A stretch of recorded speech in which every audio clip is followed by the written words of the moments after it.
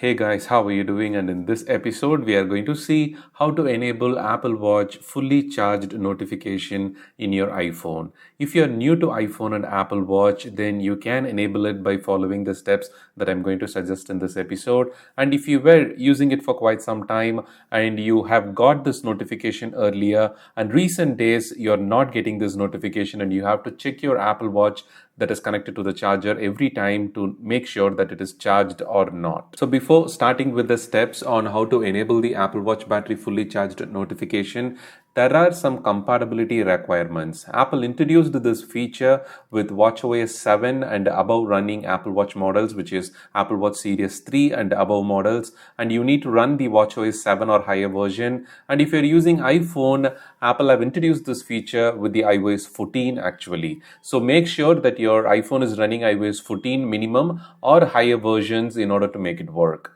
Go to health application by searching it in the spotlight search and navigate to sleep section. Inside you will be seeing that turn on sleep if the sleep tracking feature is not already on. So turn it on in order to make this battery charging notification to work. Apple have hidden that in the sleep tracking feature, unfortunately. Maybe in future iOS version we will see that as a separate toggle under notifications or in a separate feature available in the watch app. So after enabling the sleep tracking setting up in your health application, now go to watch app in your iPhone, navigate to sleep settings, and here you will see the list of options related to the sleep tracking feature with your Apple Watch. When you swipe down a little bit, you will see a separate section called battery. There you can see the charging reminders by default must be turned off. So you can turn this toggle on, and hereafter you will be seeing the notification once the Apple Watch charge is full. When the charge is down like 10% or 20%, you normally get the notification in your Apple Watch.